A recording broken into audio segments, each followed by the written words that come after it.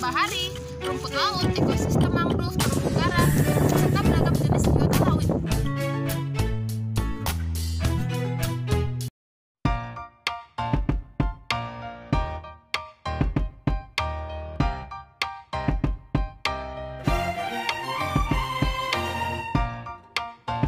Dengan segala kemampuan perairan yang dimiliki oleh Kepri, disayangkan bahwa kenyataannya sukses perikanan banyak berperan penting dalam pertumbuhan PDRT Provinsi Kepulauan Riau. Data terbaru yang diterbitkan oleh Bupati pada Desember 2017 menunjukkan Provinsi Kepulauan Riau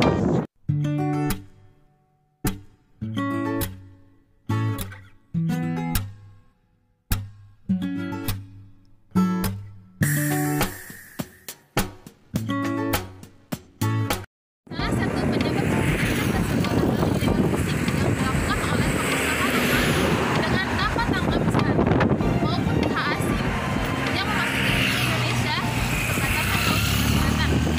Terjadinya illegal fishing oleh pengusaha lokal dikarenakan ketidakmauan mereka mengurus surat perizinan serta menangkap ikan dengan menggunakan umpan harimau. Sedangkan illegal fishing yang dilakukan oleh pihak asing terjadi karena mereka ingin memperkaya diri.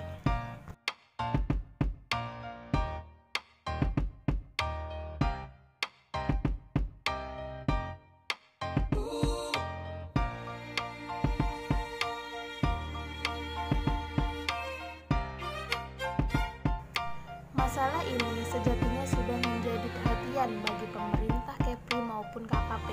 Salah satunya dengan menenggelamkan kapal yang dilakukan secara Laut Cina Selatan masih pada kepemimpinan Ibu Susi Pujiastuti, namun belum sepenuhnya teratasi. Oleh karena itu, selain menenggelamkan kapal, KKP juga membangun sentra kelautan dan perikanan terpadu di Selat Natuna. Silakan untuk membudidayakan perikanan maupun rumput laut dalam rangka mensejahterakan rakyat. Namun mesin budidaya tentunya tidak mampu menyaingi produksi ikan di lapangan, sehingga sampai saat ini hasil produksi perikanan Provinsi Kepulauan Riau belum maksimal.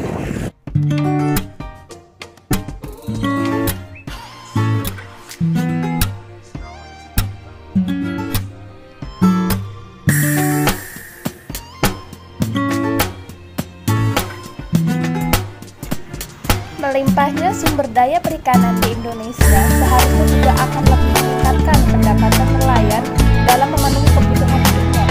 Namun, menurut Retnawati, pendapatan nelayan masih sangat rendah. Hal ini disebabkan oleh keterbatasan modal, keahlian, sistem bagi hasil yang tidak adil dari pemodal, sistem perdagangan atau pelanggan, dan yang tidak transparan karena tidak adanya regulasi dari pemerintah, serta budaya kerja yang masih tradisional.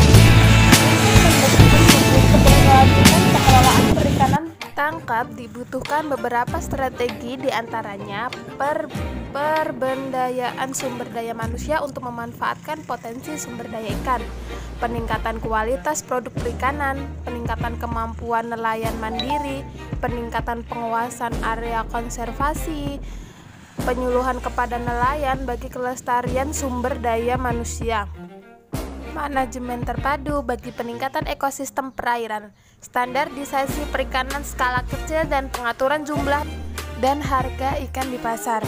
Selama ini nelayan di Kepri menangkap dan menjual ikan dengan harga yang rendah karena hasil tangkapan tersebut dijual langsung kepada penampung, di mana nelayan sebelumnya memiliki utang kepada tauke tersebut.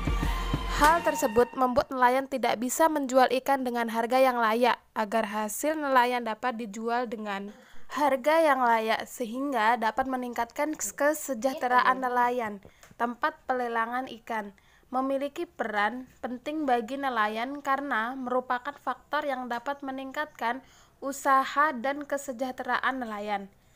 Meskipun Kepri memiliki beberapa pelabuhan ikan, terutama di pulau-pulau terbesar seperti Natuna, Batam, Bintan, Karimun, dan Anambas, namun Kepri tidak memiliki TPI yang layak sehingga sebagai sarana untuk meningkatkan kesejahteraan nelayan. Hal ini dapat dilihat dari peningkatan taraf hidup nelayan yang ada di Kepri. Meskipun secara nasional produksi perikanan Kepri masih jauh tertinggal dengan provinsi lain, namun industri sektor perikanan terhadap PDRB Provinsi Kepulauan Riau meningkat setiap tahunnya 1% sampai dengan 2%. Meskipun kenyataannya tidak berpengaruh terhadap tingkat kesejahteraan nelayan. Selain kendala, belum adanya TPI di Kepri, permasalahan lainnya yang menjadikan nelayan tetap miskin.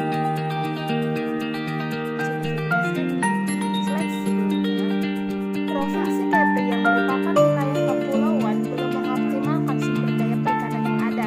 Hal ini dapat dilihat dari data Kementerian Kelautan dan Perikanan di mana volume dan nilai produksi perikanan tangkap laut tahun 2017, Provinsi Kepri berada pada urutan ke-21.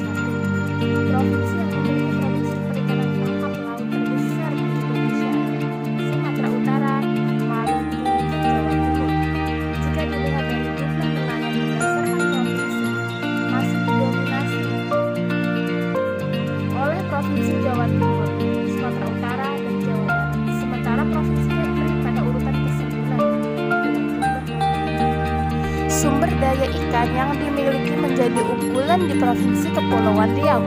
Di antaranya adalah ikan kerang, ikan kerapu, ikan baronang, ikan napoleon, ikan pelagis, di antaranya tongkol, kembung, laying, dan teri, ikan demersal yaitu kakap, kurisi, belaso, dan bawal, cumi, udang, lobster, kepiting, dan rajungan, serta biota endemik yang hidup di wilayah perairan Kepri, yaitu gonggong sebagai kuliner khas Kepri yang banyak diminati wisatawan karena kandungan gizi dan rasanya lezat.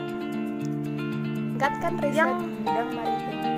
Dari semua potensi sumber daya maritim yang dimiliki Kepri, selain peran pemerintah yang dalam bentuk regulasi, kebijakan dan pembangunan infrastruktur, unsur lain yang mewujudkan cita-cita menjadi poros maritim dunia adalah akademisi. Saat ini, Indonesia membutuhkan banyak riset-riset berkaitan dengan sumber daya kelautan. Meskipun publikasi ilmiah Indonesia dari tahun ke tahun terus meningkat. Pada tahun 2017, Indonesia berada pada urutan keempat dan pada tahun 2018 sudah pada urutan kedua di ASEAN. Berdasarkan data Skimago, total jumlah publikasi ilmiah Indonesia adalah 20 artikel.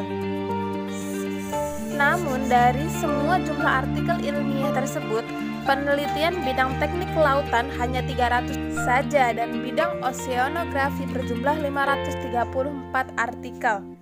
Publikasi ilmiah bidang kelautan masih sangat minim, yaitu baru mencapai 1,1% dari total keseluruhan jumlah publikasi yang ada.